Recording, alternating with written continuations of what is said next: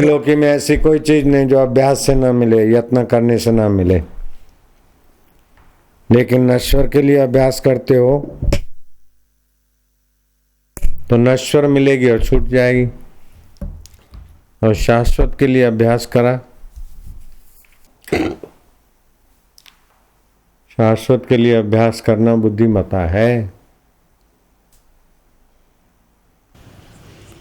मनुष्य को देह इंद्रियों का अभ्यास दृढ़ हो रहा है, उससे फिर देह और इंद्रियां ही पाता है।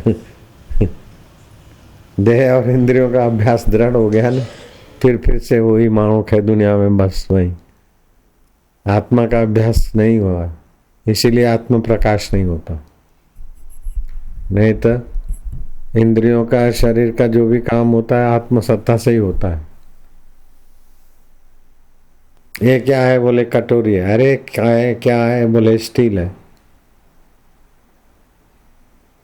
वो कटोरी है। बोले पहले क्या दिखता है बोले कटोरी, पहले पित्तल दिखता है बाद में कटोरी, पहले स्टील दिखता है बाद में कटोरी। ऐसे पहले ब्रह्म है, चैतन्य है, सुख रूप है, बाद में देह है, इंद्रिया, मन। लेकिन अभ्यास उसका हो गया तो वो ढक गया, तरंग दिखते और पानी की पहचान भूल गए। ऐसा है, इसीलिए भगवान कहते हैं अभ्यास योग युक्तेन चेतसा नान्यगामी, अपनी चेतसा अन्यगामिनी ना करो, अनन्यगामिनी करो, ईश्वरगामिनी करो। परम पुरुषम दिव्यम, परम पुरुष दिव्य परमात्मा याति पार्थ अनुचिंतन, ऐसी अपनी चेतसा करो। नारायण हरि।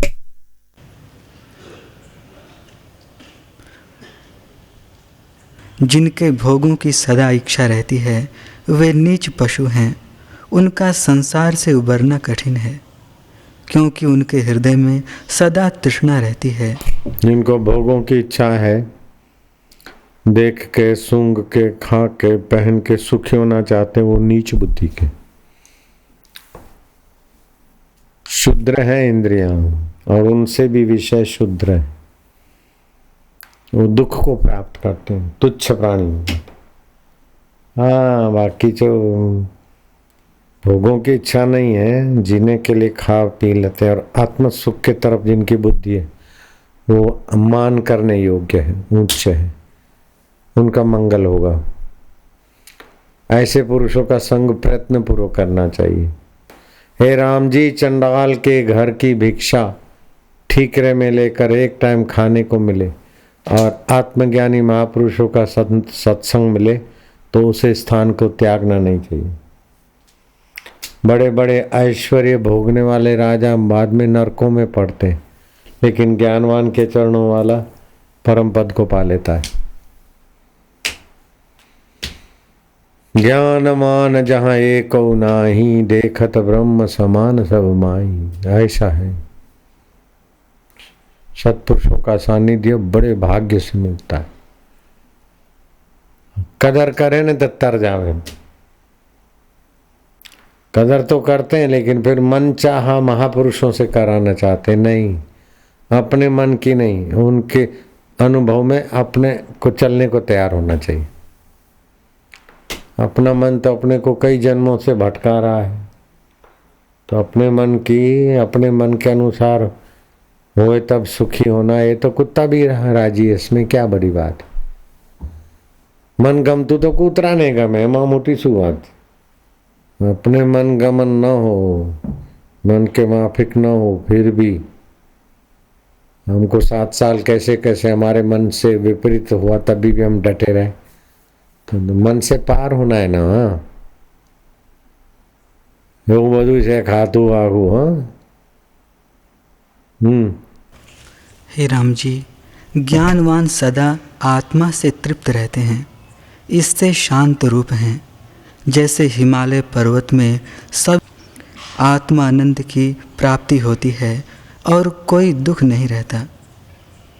जिनका चित्त सदा स्त्री, पुत्र और धन में आसक्त है, और इनकी जो स्त्री पुत्र धन दुश्मन शत्रु के चिंतन में चित्त डावाडोल हो रहा है, वे अपने कीमती आयुष्य नाश की तरफ डाल रहे, वो नाश को प्राप्त होंगे, बार बार जन्मेंगे, बार बार मरेंगे।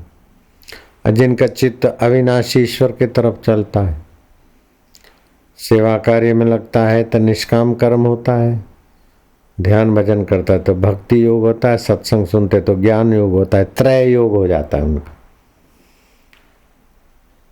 काम धंधा करते तो नौकरी हो गया, वो कर्म योग। ऐसे भी सेवा भी कर्म है और बाजार में भी काम धंधा भी कर्म है, लेकिन वो कर्म काम धंधा वाला बंधन करता है और सेवा करते हैं तो काम धंधे वाला भी रोटी खाता है, सेवा वाला भी रोटी खाता है, लेकिन वो सेवा में कर्म योग में गिनती हो जाती है और उसकी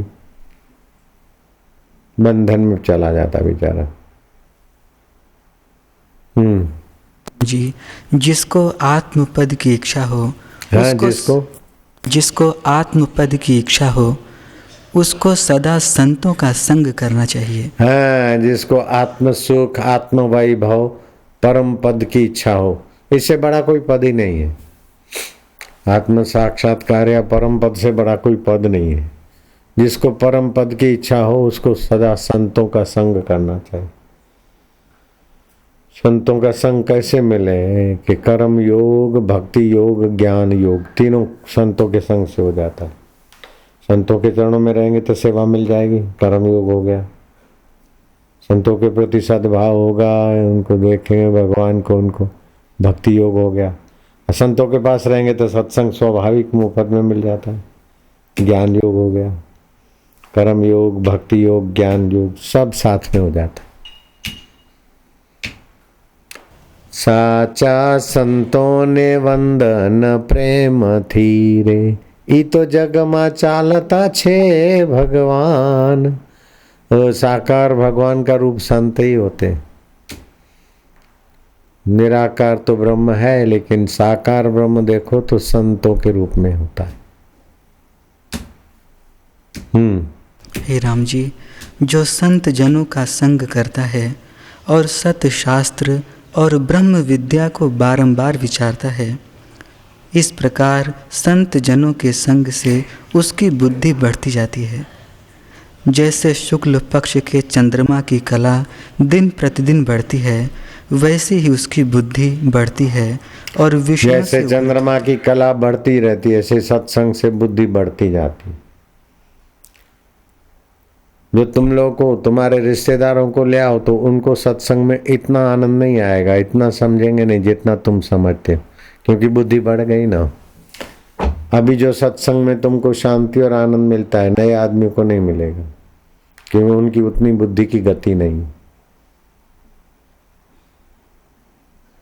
तो अब इतनी ऊंचाई तक पहुंचे तो फिर थोड़ा और चल लेना चाहिए, फिर फिसलना नहीं चाहिए। फिसलने वाले को शास्त्रकार डांटते हैं,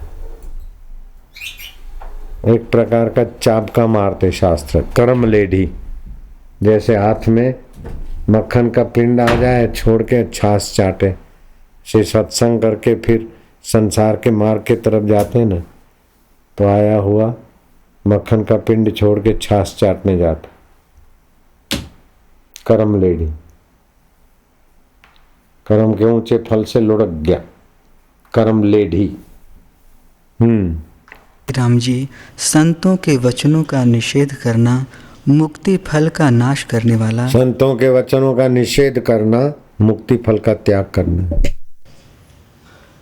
संतों की बात काटना, संतों में दोष देखना, संतों के संकेत को अन्यथा लेना नहीं लेना, मुक्ति फल का और पुण्यों का नाश कर देता है। और उनके वचनों का आदर करने से सद्गति हो जाती।